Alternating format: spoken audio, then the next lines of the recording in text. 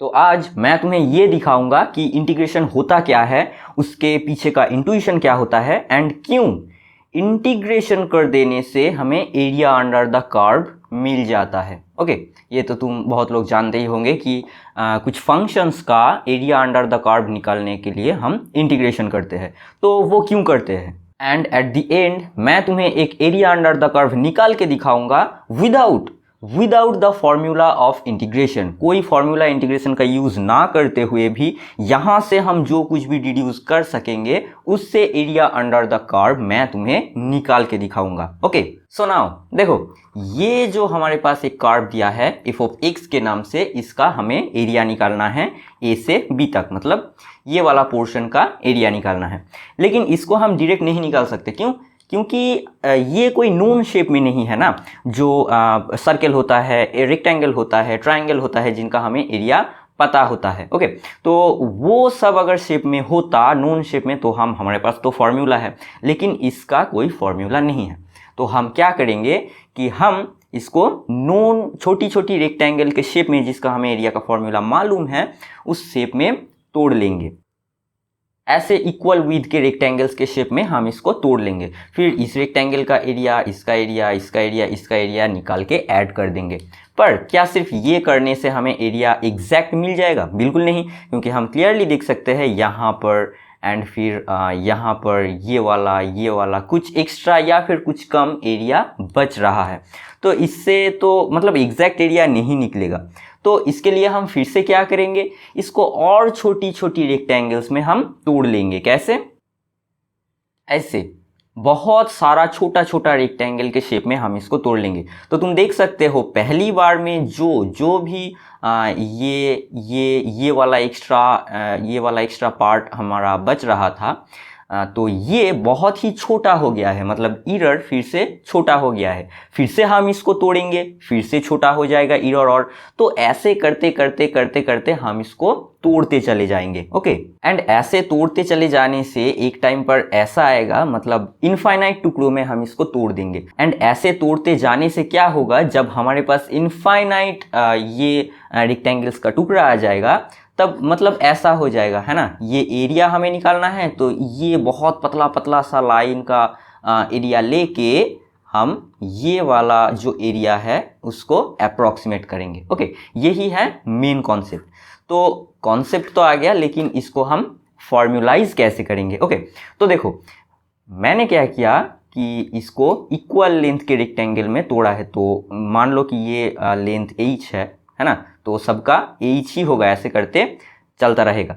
तो ये पॉइंट अगर a है, ये पॉइंट क्या होगा, ये पॉइंट होगा a प्लस h, उसके बाद का a प्लस 2h, ऐसे करके चलेगा ना। एंड ये लास्ट में ये वाला पॉइंट क्या होगा, a plus in minus 1h, and ये b वाला पॉइंट होगा a प्लस इन h, क्योंकि हम इसको इन इक्वल पार्ट्स में तोड़ रहे हैं। इसको बोला जाता है पार्टीशंस। ओके, तो ये हम इक्वल लेंथ में तोड़ लिए हैं। अब इसको हम कैसे फॉर्मूलाइज करेंगे, वो होता है असली बात। ओके, वहां से ही इंटीग्रेशन जन्म लेगा। तो देखो ये क्या है, ये वाला पॉइंट क्या है, ये वाला पॉइंट है एफ ऑफ ए, है ना, क्योंकि ये ए पॉइंट है।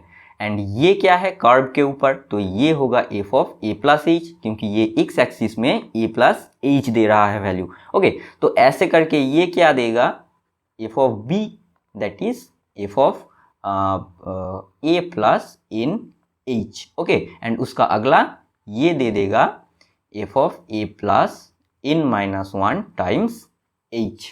ओके, सो हाँ, ये in minus 1 times h होगा। ओके, तो अब देखो ये a प्लस इन एच है, and a plus in H कौन सा पॉइंट है, b, है ना। तो यहां से हमें क्या मिलता है, in h equals to b minus a। ये बहुत बहुत इंपॉर्टेंट रिलेशन होता है। ओके, इससे ही पूरा इंटीग्रेशन का मतलब जो ए से बी तक डेफिनेट इंटीग्रल का वो लिमिट होता है, वो डिटरमाइन होता है। ओके, सो नाउ देखो अब हमें कैलकुलेट करना है एरिया। तो ये वाला जो रेक्टेंगल है इसका एरिया क्या होगा, इसका हाइट जो है, हाइट क्या है, एफ ऑफ ए सिंपली, क्योंकि ये पॉइंट ए एफ ऑफ ए है ना। एंड ये वाला विद क्या है, एच। सो एरिया क्या होगा, h times f of a, है ना।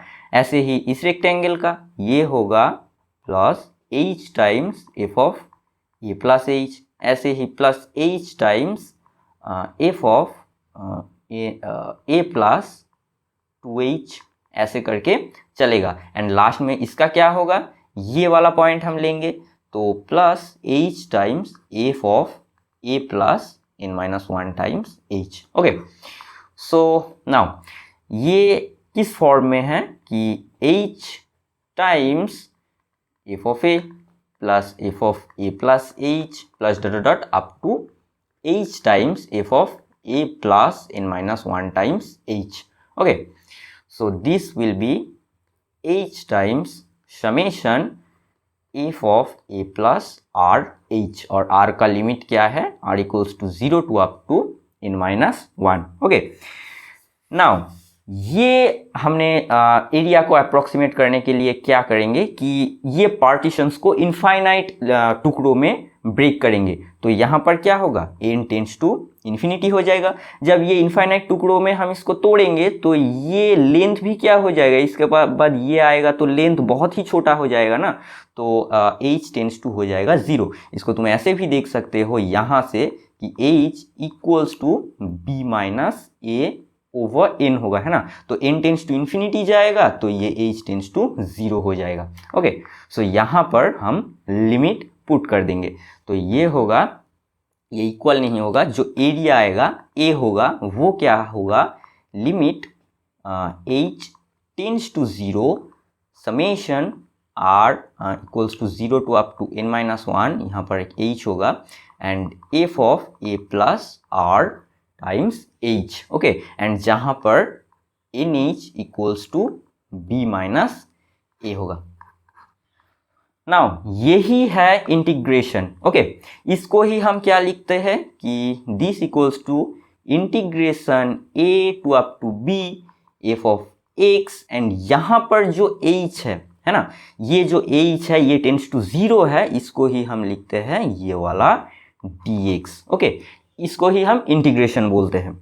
एंड इसका एक दूसरा फॉर्म भी ये होगा कि दिस इक्वल टू तुम h की जगह n पुट कर दो तो n टेंड्स टू क्या होगा, infinity, and h equals to 1 over n summation, वो जो r equals to 0 to n-1 था वही रहेगा, and f of a plus r times ये 1 ओवर n नहीं b माइनस a होगा। Okay, so this will B b minus a। Okay, and r times b minus a over n। Okay, ऐसे भी तुम निकाल सकते हो, दोनों इक्वल होगा। ओके, सो नाउ ये फॉर्मूला काम भी करता है कि नहीं, मैं तुम्हें एक एग्जाम्पल से दिखाता हूँ। तो सपोज हमें निकालना है ये वाला समेशन, समेशन नहीं, इंटीग्रेशन 3 to 5 x dx। ये क्या आता है कि x square 3 to 5 x square over 2, ये फॉर्मूला से आता है ना।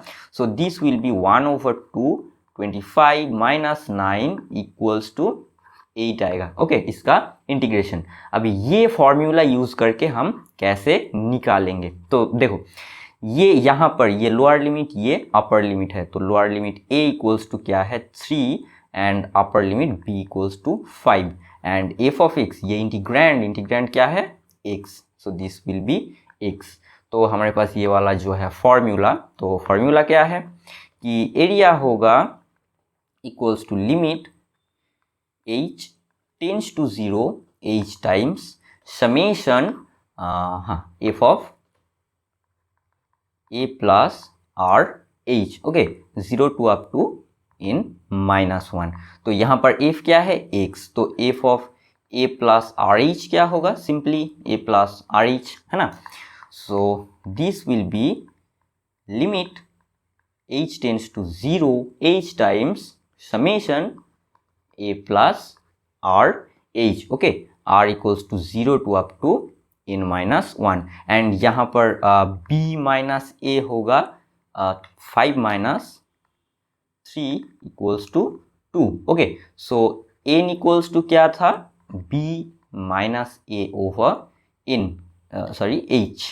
Okay, so this will be n equals to 2 over h, और H इक्वल्स टू 2/n, कोई भी तुम ले लो, जो कुछ भी कर लो। Okay, so this equals to limit h tends to 0 h times, and ये समेशन क्या होगा, ये तो कांस्टेंट है a है ना, एंड a का वैल्यू भी क्या है, a का वैल्यू है हमारे पास 3। Okay, so this will be 3 times n minus 1, क्योंकि 0 से n-1 तक का सम है, एंड यहाँ पर RH है, सो this will be plus r summation ये h समेशन r होगा। ओके, तो ये समेशन r, ये 0 टू अप टू n-1 तक का सम है। इसका फॉर्मूला क्या है, n इंटू n+1/2 है ना, तो यहाँ पर n है n-1, तो ये होगा n-1 टाइम्स n/2।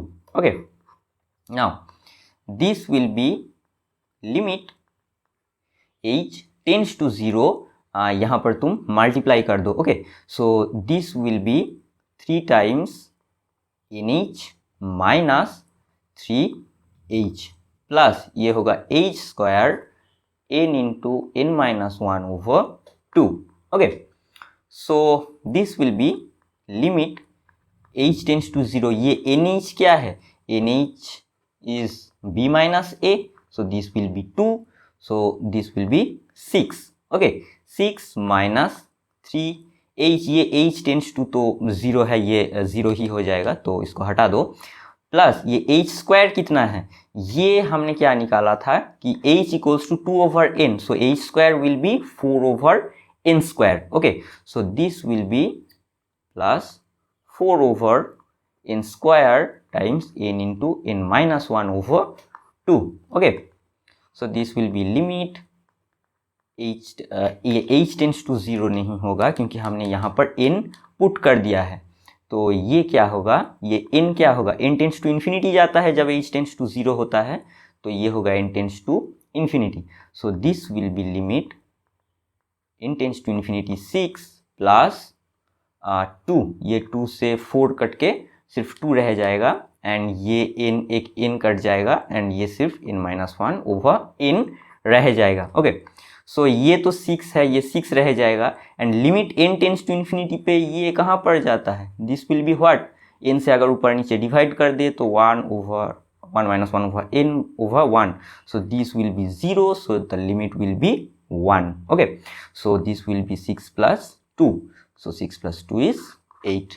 तो आ गया ना, यहाँ पर जो फॉर्मूला से आया था लिमिट 8, तो वही हमारे पास वैल्यू आया। और ऐसे ही इंटीग्रेशन काम करता है, जितना भी फॉर्मूला तुम ये वाला फंडामेंटल जो फॉर्मूला आया है, इससे तुम निकाल पाओगे कोई भी इंटीग्रेशन, मतलब डेफिनाइट इंटीग्रल। ओके, इससे तुम निकाल लोगे, एंड ये याद रखना NH equals to b minus a होता है। तो आज का वीडियो यही तक था। अगर तुम कुछ नया सीखे हो तो वीडियो को लाइक कर देना। तो मिलते हैं अगली वीडियो में, बाय।